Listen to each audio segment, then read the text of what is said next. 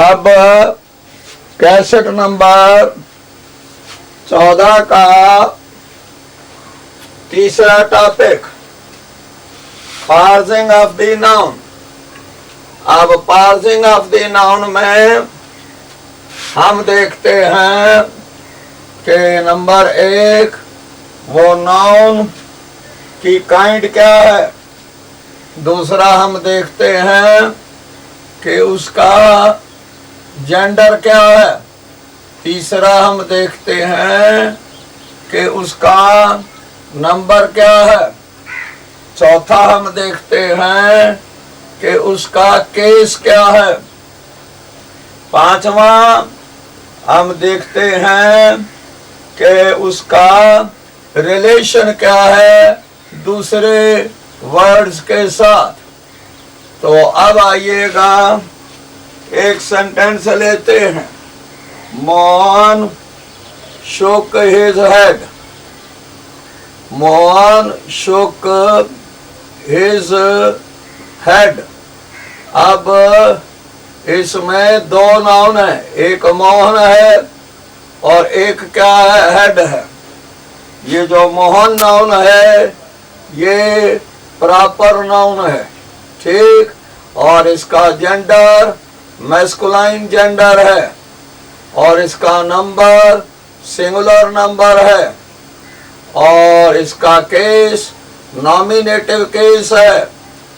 और ये जो है रिलेशन क्या है, ये सब्जेक्ट ऑफ द वर्ब शुक है।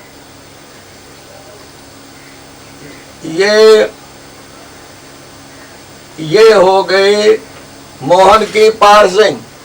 अब है हेड। हेड जो है ये कॉमन नाउन है और इसका जेंडर जो है ये न्यूटर जेंडर है और इसका नंबर सिंगुलर नंबर है और इसका केस ऑब्जेक्टिव केस है और ये ऑब्जेक्ट ऑफ द वर्ब जो है शुक वर्ब का ये ऑब्जेक्ट है।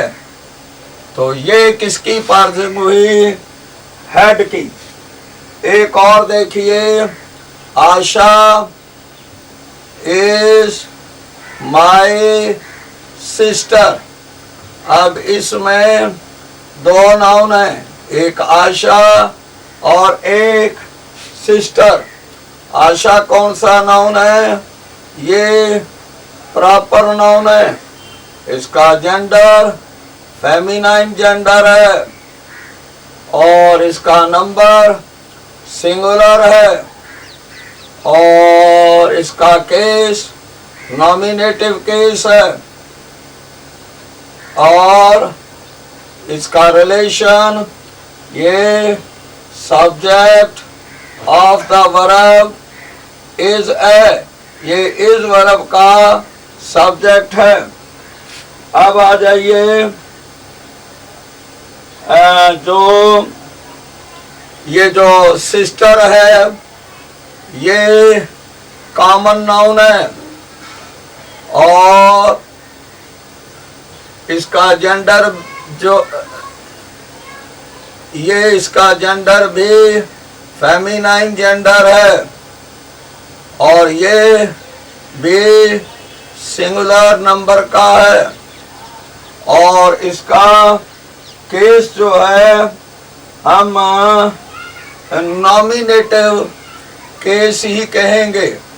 क्यों कहेंगे इसका नॉमिनेटिव केस, क्योंकि ये इसका संबंध सब्जेक्ट से है और इसका रिलेशन देखो एक मिनट, ये सब्जेक्टिव कंप्लीमेंट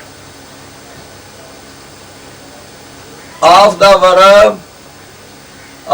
वर्ब इज है।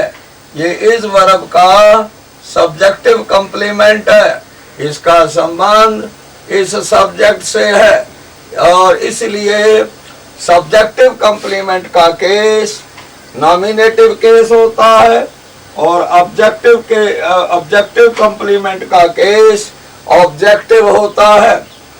इसके साथ यह तीसरा topic parsing of the noun समाप्त हुआ।